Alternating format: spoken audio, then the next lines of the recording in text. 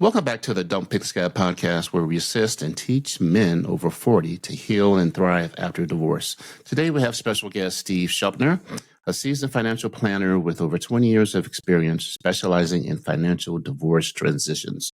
Steve provides comprehensive strategies to help individuals navigate the complexities of divorce, from legacy planning to managing investments and insurance. I wish you were around back when I got divorced. It was ugly. His goal is to empower you with the knowledge and tools needed to move forward confidently. Join us as we explore practical insights and advance to transform your financial future after divorce. Let's dive in. He also has a podcast, A Man's Journey Through Divorce.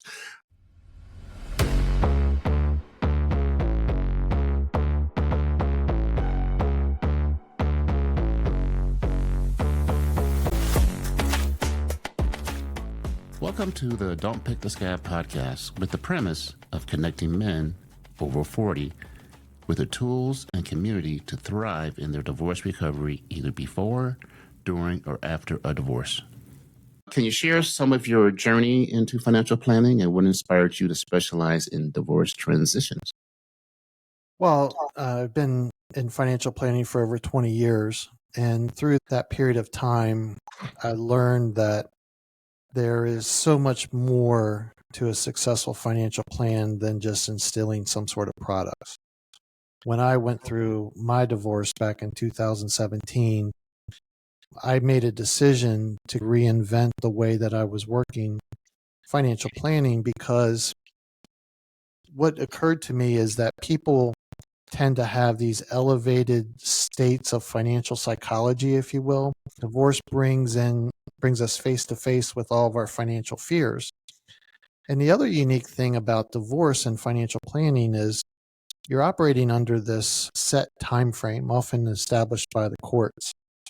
And you have to make a decision around every dollar flowing through your household, all the money you saved, all the money you're earning, whether it's going to count towards support or helping you transition into your new living arrangement. And under that condensed window of time when our financial psychology is elevated, it's a very challenging piece. But to me as a planner, it's the most interesting time. It allows me to bring my full body of skills to the table to help these individuals so they can make their decisions with clarity and confidence. A lot of times people say, why do you want to work on divorce? For me, it's the same reason why a doctor might pursue oncology as a career. Somebody has to run towards the problem. And I find that it helps me bring my full set of skills to the table to help them. What are some of the common financial mistakes people make during a divorce? I would say the number one mistake people are making right now has to deal with their housing transition.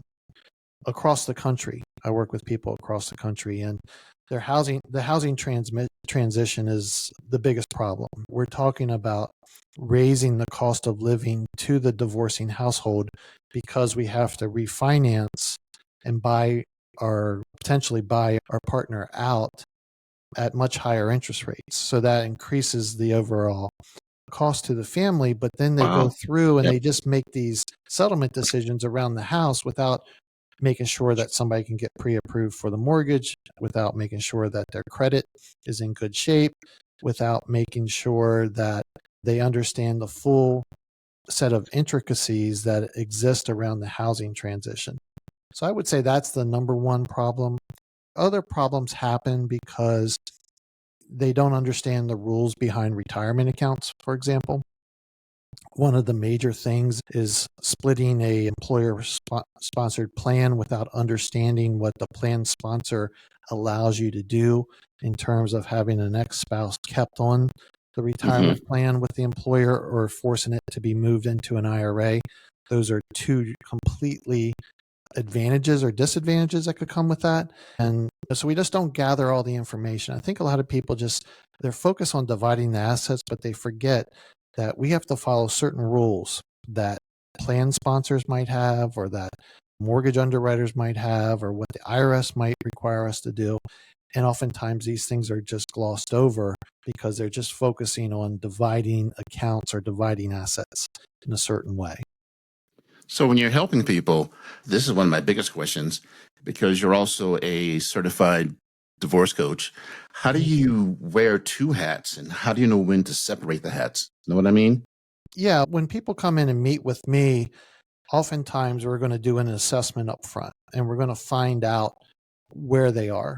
Sometimes people have, I would say, when they fall down the scale of contentiousness to the point where they're more amicable, or they have specific points of contentiousness, such as we're having a hard time deciding who's going to stay in the house.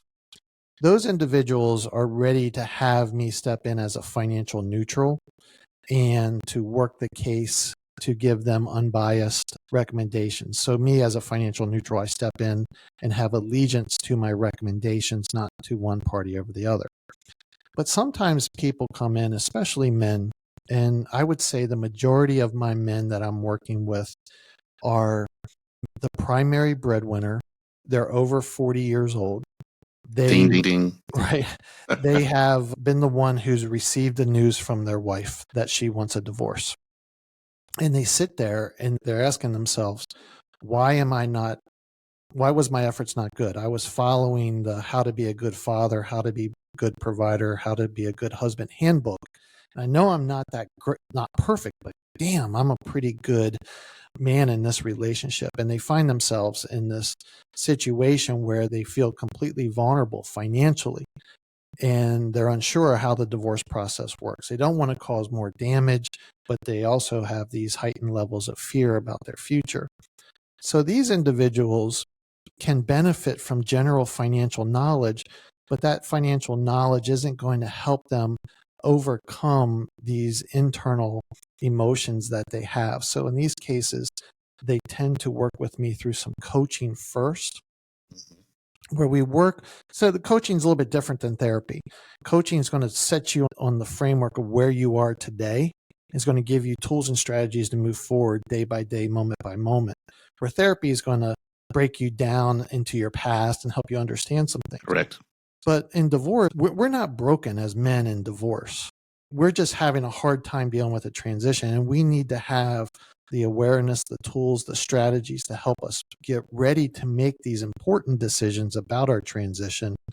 And those individuals, primarily the man who is being left, and that's the breadwinner, has all this internal storm working within them, and they need help getting their feet on the ground so then they can make their financial decisions with clarity and confidence.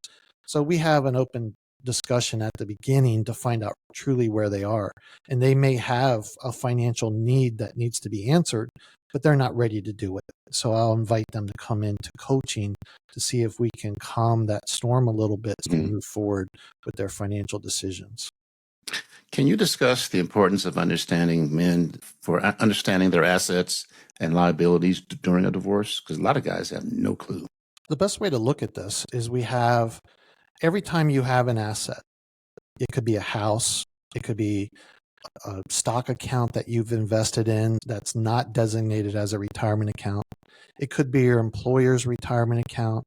It could be a savings account.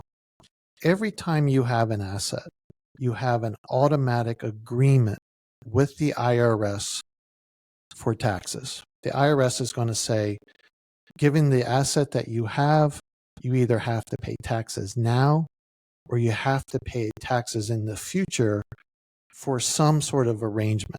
Okay, like a retirement plan is going to be a tax in the future. Dividend earned off a stock account is going to be a tax this year.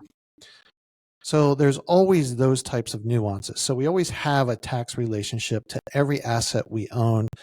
The thing is, the tax relationship varies drastically based on the type of asset.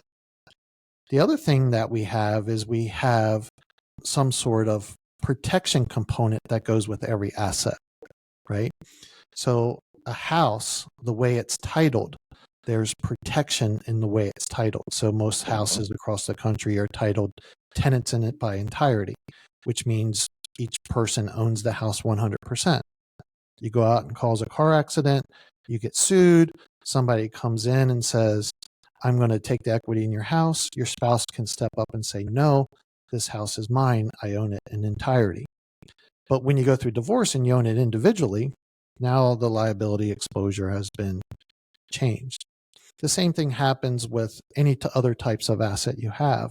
So there's different liability and different protection components to all these assets that needs to be understood. So in general, just understand that if you have an asset, that asset's going to have some sort of liability in the form of a tax, could have a liability that you put on the asset, such as a mortgage. It's going to have a protection aspect to it. And then the asset's going to have some sort of ability to produce cash flow, whether the cash flow is happening within the asset, such as dividends being reinvested inside a retirement plan, or it's, money that's going in to pay for your home. So when you look at an asset, you have to look around the ring of it and understand all these different nuances that exist with that, so you can have better clarity on how to make decisions with that asset. Wow. What role does legacy planning play in the divorce process, and how can it impact one's financial future? The legacy planning right now, when you're married, okay, most people will have a will that's put in place, and the will's going to govern assets that would be going through probate. Probate is the legal process that the court follows for us to retitle assets. But a married couple will have assets that don't necessarily qualify for probate. For example, if you own your house jointly, or you own a bank account with your spouse jointly, and you were to die, those assets don't go through probate, they just go to your spouse. If you have a retirement account, that also bypasses probate because it has a beneficiary designation to it. If you have a life insurance policy, that bypasses probate because there's a beneficiary designation to it. So when you are going through divorce, right, we're going to separate these assets and we're going to say, okay, your retirement account now becomes yours. For example, I went through my divorce. I had an IRA. My wife was listed as the primary beneficiary, but I'm going to remove her and I'm going to list my children, let's say, as the primary beneficiary. That becomes a change that you would want to do. You would also want to revisit your will to make sure you're leaving it to the right person. There's lots of instances where wills aren't updated. Somebody dies and an ex-spouse gets to have some assets. But more importantly, you want to also revisit your medical directive, which is the giving somebody authority to make medical decisions on your behalf if you didn't have the cognitive ability to do that. Oftentimes that could be your wife, but if you're divorced, you don't want your ex-wife to make those end-of-life decisions. No. And also like a financial power of attorney. That's if you lose the cognitive ability to make your financial decisions, who's going to step in? So as part of the divorce process, you don't necessarily go through and change all of your legacy pieces that are tied to your marriage until after the divorce process is complete. But then after it's complete, it's very important to sit down with a professional, whether it be a financial planner or an estate attorney, to actually understand how these things now that you own would flow to those people you care about in the unfortunate event that you passed away. So generally, and I know each state is different, and you're going to answer generally, how can individuals, what are some of the key financial considerations determining child support and alimony? That's some of the biggest questions men have going through divorce. Yeah, you're right. Every state's different. And what I would recommend that you do is use the courts for your favor, right? You can go to your local superior court or circuit court, wherever your divorce is being filed, and work with those professionals that are in that administration building. They will tell you a lot. They could tell you the forms you need to fill out. They can point you to places on the website where there's the child support calculator. They could do a lot of those things. From my experience, most jurisdictions or most states will have access to some child support calculator. And then you could use that calculator and look at the instructions for completing the calculator and get a good estimate of what child support would be. Child support seems to be very black and white in my experience around things. And let's say if you're carrying the medical insurance for the children, you would put that in. You would put in your income and all these other things, and all that stuff gets factored into the final number. And then that's the ability that you have. Alimony tends to be more gray. It's more subjective, and each state is different, and I haven't really seen calculators be used. So alimony, Wow. a negotiable side, and you could look at alimony that's paid directly to your spouse. You could front load alimony in your settlement agreement. You could argue to have temporary alimony to help a spouse that was, let's say, more of a stay-at-home parent to build up their skills. You could do a lot of things. The thing that I think is very unique with child support and alimony, and the thing that often goes undiscussed, is in 2017, this tax act, what called the Tax Cut Jobs Act, was put into place. And what it did as part of that is it said that alimony is not deductible to the payer after a certain date. Before 2017, it would still be deductible, but since 2017, it's not deductible to the payer and not taxable to the recipient.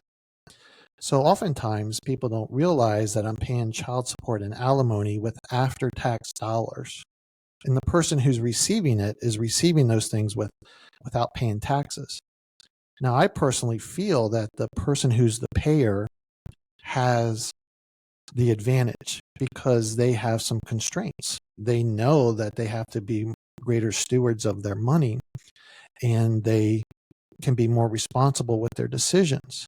Correct. The person who receives it oftentimes misuses the time frame for alimony and child support. They don't look at enhancing their skills, so when it ends, they not only have to earn income to replace what they were receiving, but they have to earn the taxes from their work. So in essence, they would have to earn 125% to pay taxes to end up with 100% that they were receiving.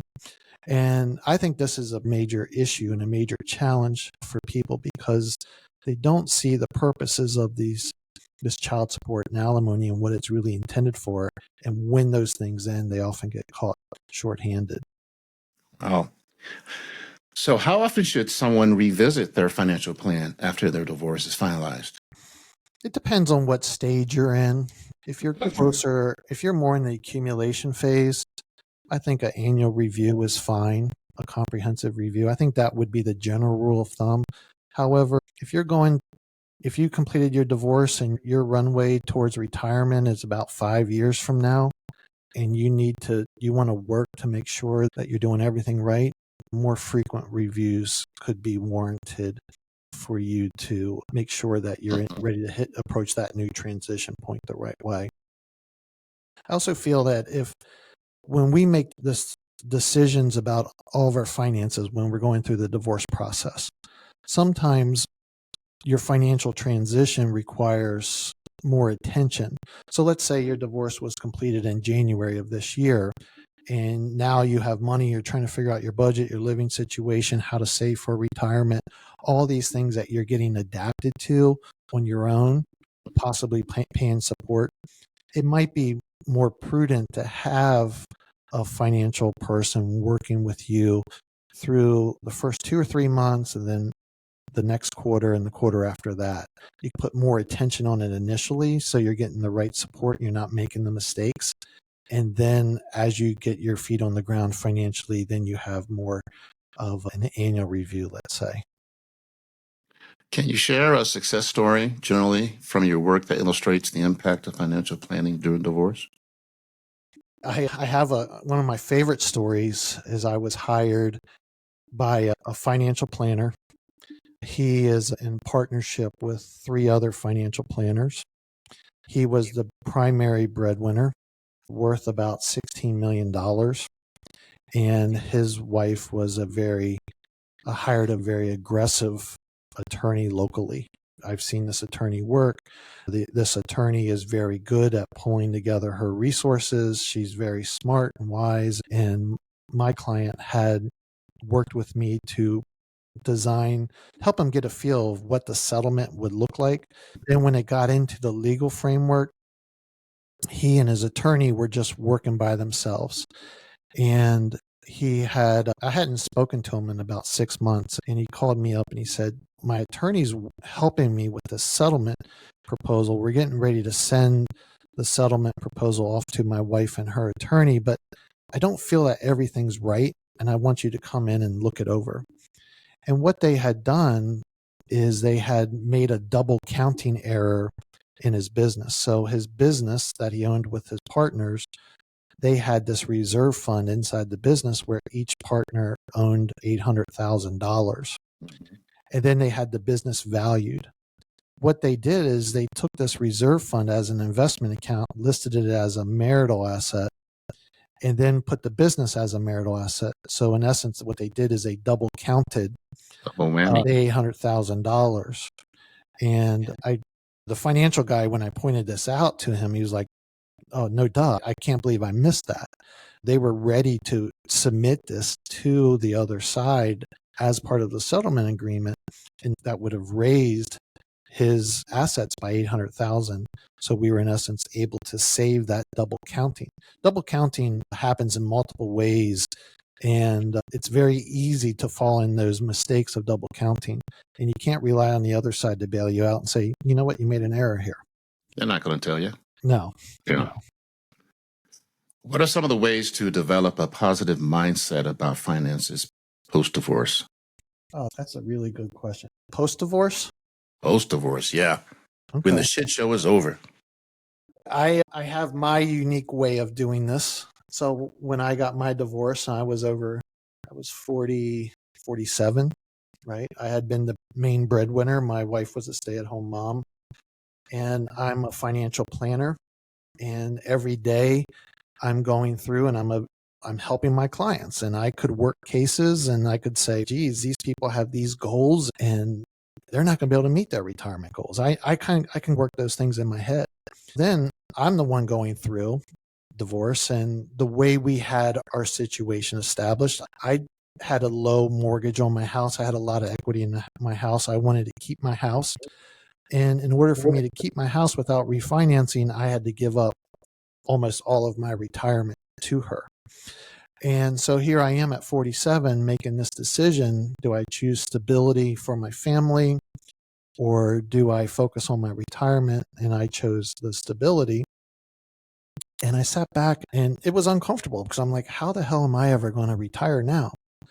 And it's actually an ideal time to be talking about this, because we're talking about politically people having their Social Security lost. And I used to tell myself, like, what happens if I lose this stuff? But what I found is when I lost the things I was attached to, such as my retirement, it pushed me into diving into my resources of what it is I truly own: my creativity, my virtues, my character.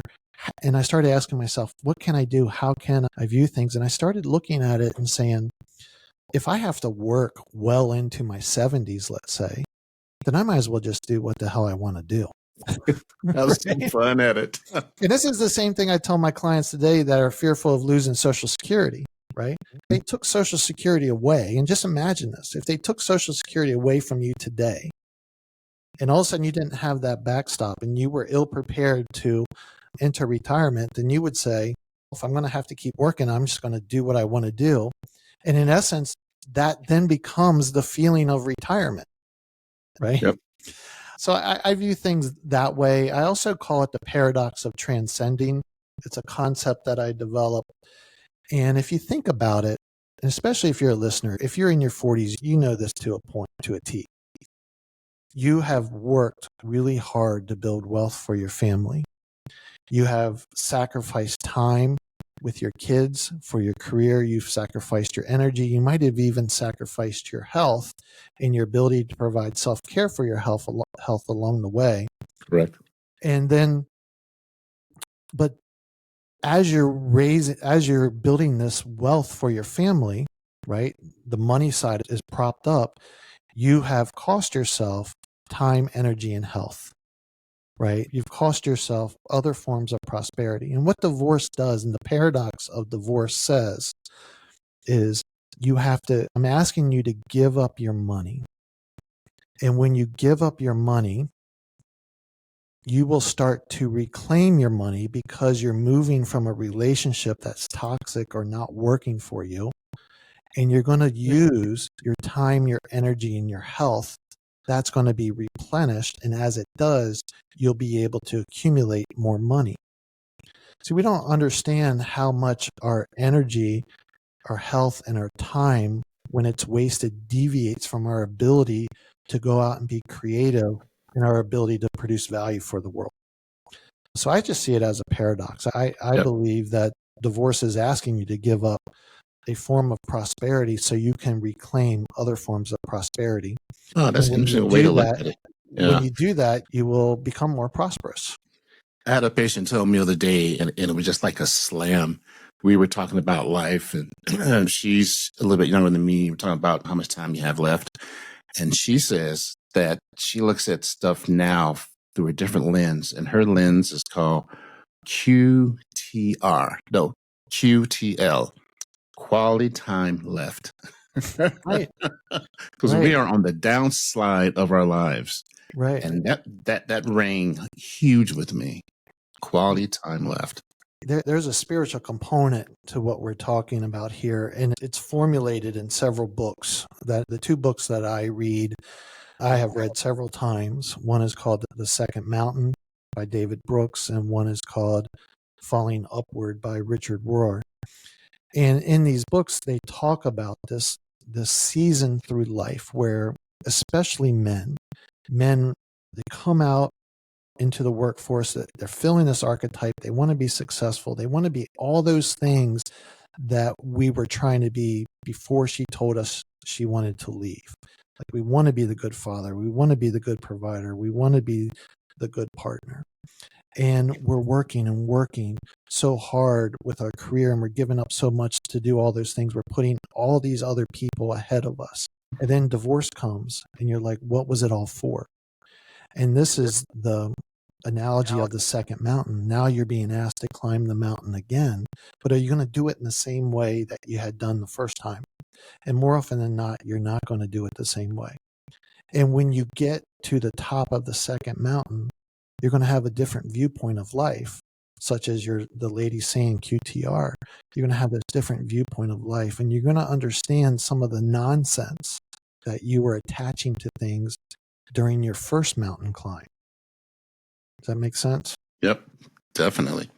So finally, what message do you want listeners to take away from our conversation today regarding financial recovery after divorce? Sure. Financial recovery after divorce, I would say that it's important to really take inventory of what it is that you own. I mean, we're seeing multiple instances in today's world where we lose things that we think we own, but we don't own them. Divorce teaches us that we don't own the things that we thought we owned. The fires in California teaches us that we don't own things we thought we owned. The floods in Correct. Asheville teaches us we don't own things we thought we owned. So life is going to present you all these challenges. And when you're faced with these challenges, it's very important to double down on what it is that you own. And you own your knowledge. You own your character. You own your virtues. You own your joy. You own how you can show up and deliver value in the world. And the miracle, I think, that hides behind divorce is that it peels away all this nonsense of things that we thought we owned. And when we're left there picking up the pieces, we discover that what it is we really own is much different.